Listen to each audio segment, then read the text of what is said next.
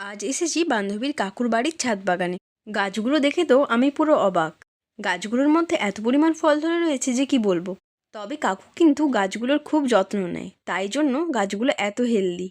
এখানে কিন্তু একটা কুলের গাছ নেই, পরপর রয়েছে 2-3টে কুলের গাছ। আর প্রত্যেকটা গাছের মধ্যেই রয়েছে ফুল ফলে ভরপুর। দেখতে পাচ্ছ একটা ডালের মধ্যে কত ফল ধরে রয়েছে। আর কয়েক সপ্তাহ পর এই কুলগুলো খাওয়ার মতো হয়ে যাবে। আজ তোমাদের বলবো ছাদ বাগানের কয়েকটা উপকারিতা। প্রথমত, তাজা ফলমূল শাকসবজি পাওয়া যায়। দ্বিতীয়ত, আমাদের অবসর সময়গুলো গাছের চারপাশে কাটানোর দরুন আমাদের মনটা খুব আনন্দময় হয়ে থাকে। তৃতীয়ত, ছাদের নিষ্প্রাণ পরিবেশটা একটা আনন্দময় পরিবেশ হয়ে ওঠে। চতুর্থ, ছাদ বাগান থাকার দরুন নতুন প্রজাপতি, পাখি এবং বিভিন্ন ধরনের সুন্দর সুন্দর প্রাণীর দেখা মেলে। ছাদ বাগান করার দরুন আমি একটি নতুন অভিজ্ঞতার মুখোমুখি হয়েছি। সেটি হলো, মাঠের মধ্যে যে গাছগুলো লাগিয়েছিলাম সেগুলো খুব তাড়াতাড়ি পোকামাকড়ে সংক্রামিত হয়ে মারা পড়ে। আর তার মধ্যে অনেক কীটনাশক ব্যবহার করতে হয়, যেগুলো আমার খুব একটা পছন্দ না। অনেকবার এটাও হয়েছে, গাছগুলো লাগিয়েছি কিন্তু পোকামাকড়ে তার সব পাতা খেয়ে নিয়েছে, যার জন্য কিছুদিনের মাথায় গাছগুলো মারা পড়েছে।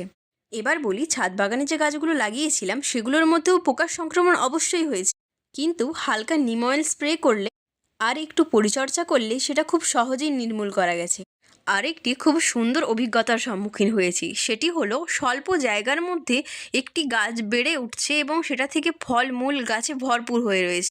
আমাদের বাড়ি থেকে মাঠটা কিছুটা দূরে, তাই আমি খুব একটা সময় পাই না মাঠের মধ্যে গিয়ে গাছের পরিচর্যা করার মতো। ছাদ বাগানটা যেহেতু আমার বাড়ির মধ্যে অবস্থিত, তাই যখন আমার ইচ্ছে হয় তখনই গিয়ে আমি ছাদ বাগানের পরিদর্শন এবং পরিচর্যা করে আসতে পারি। তবে আমি এটা বলতে চাইনি যে ছাদ বাগানে হয়ে থাকা গাছগুলো খুবই ভালো আর মাঠের মধ্যে হয়ে থাকা গাছগুলো খুবই খারাপ। আমি শুধু আমার সাথে হয়ে থাকা অসুবিধেগুলোর অভিজ্ঞতা তোমাদের সাথে শেয়ার করলাম। এখনের পরিবেশ আবহাওয়া এতটাই দূষিত যে রাসায়নিক সার কীটনাশক ব্যবহার না করলে গাছের বেড়ে ওঠা খুবই অসম্ভব হয়ে উঠছে। আর গাছটি বেড়েও যদি ওঠে, তাহলে পোকামাকড়ের আক্রমণের দরুন সেটি খুব সহজেই মারা যায়।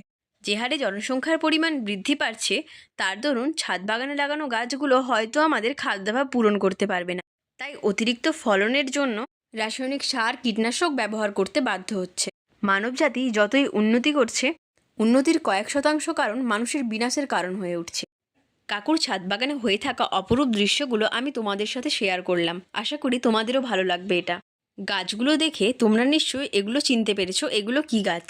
যারা চিনতে পেরেছো তারা কমেন্ট করে জানিও এগুলো কি গাছ, আর যারা চিনতে পারোনি তারাও কমেন্ট করো যে কোন গাছটা তোমরা চিনতে পারোনি। শুধু ছাদ বাগানের ভিডিও দেখে মজা নিলেই চলবে না, তোমাদেরকেও সুন্দর সুন্দর ছাদ বাগান তৈরি করতে হবে।